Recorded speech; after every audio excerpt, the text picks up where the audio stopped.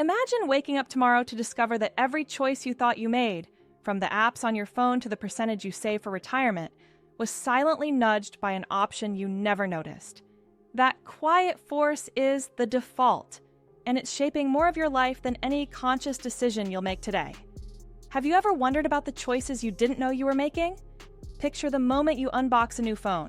Brightness at 70%, notifications allowed, location tracking on. You didn't choose any of that, yet it shapes your battery life, your attention span, and even your privacy footprint. These are default settings, decisions made for you before you ever touch the product. These settings aren't neutral starting points. They're invisible choices made on our behalf, and they shape our lives far more than we notice. Consider the moment you unwrap a new phone. Brightness locked at 70%, notifications pouring in, location tracking switched on. You didn't decide any of that, yet each toggle drains battery minutes, carves attention into micro-interruptions, and builds a dossier of where you've been. This is the first design secret: default steer behavior.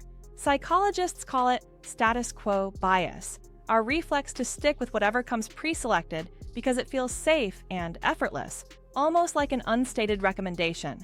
When Germany flipped its organ donor from opt-in to opt-out, consent rates rocketed from 12% to 84%. Same moral landscape, different default. And if you've ever been lured into a late-night binge because Netflix rolled the next episode before you could find the remote, you have already felt how that single silent choice can extend viewing by more than 30%. Why does this happen? Designers don't stumble into these settings. They storyboard entire first-run experiences as carefully as filmmakers plan a plot twist. They begin by asking, what outcome do we want? Maybe more signups, greener energy use, or healthier screen habits. Then they tune friction. If the goal is ethically sensitive, say, deleting all your photos, extra taps and scary confirmation dialogues make you pause. If the goal is win-win, like turning on captions for accessibility, one click is smoother than silk. Next comes anchoring. A smart thermostat boots at 22 degrees Celsius because that sounds like comfort, and users rarely wander more than a couple degrees from that anchor. Finally, they add the whisper of authority, a tiny, recommended badge. That microcopy, tested in A/B labs, can double adherence to the default, all because our brains are cognitive misers who love a guided path. Here is another example. A live case study plays out in Denmark's national energy portal. Officials wanted households to choose renewable electricity. So, during account setup, green energy appeared pre-selected. But they didn't stop there. They added a real-time CO2 meter that ticked down as renewables stayed on. Opt-out fell from 25% to 8%. The default nudged, the feedback sealed the deal. The same principle lights up in software of every stripe. Dropbox suggests sync everything, recommended for continuous backup, easing away anxiety, while Apple's iOS nudges users toward privacy with a one-time pop-up that defaults to allow once rather than always. You can feel the designer's hand on the tiller, charting your course long before you realize you're sailing. Other examples are the free trials default to auto-renew, relying on forgetfulness to lock in revenue, or AI-driven beauty filters often launch with lighter skin tone settings, subtly defining ideal aesthetics and marginalizing diverse faces. Yet, power without ethics is a dark pattern. A preset sharing switch might quietly funnel your usage data to advertisers. These examples show that defaults can entrench inequality, erode privacy, or exploit inertia unless they're transparent and reversible. Good design asks a blunt question. If 90% of people never change this setting, will the world be better? Answer yes, and the default can be a public good. Think 401k auto-enrollment that builds retirement savings almost painlessly.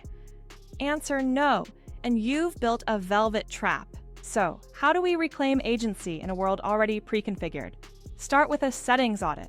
Once a month, wander through your phone, your streaming services, your smart home hub, toggling what truly serves you. Lower that brightness, silence notification chimes after bedtime, disable location history except when you're navigating.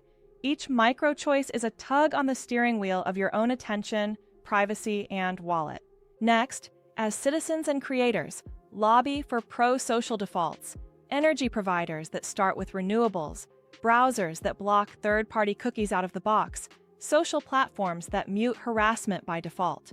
Defaults are silent, but they shout direction. They are mini policies hiding in plain sight. Finally, if you're a designer, treat every default like a line of public legislation.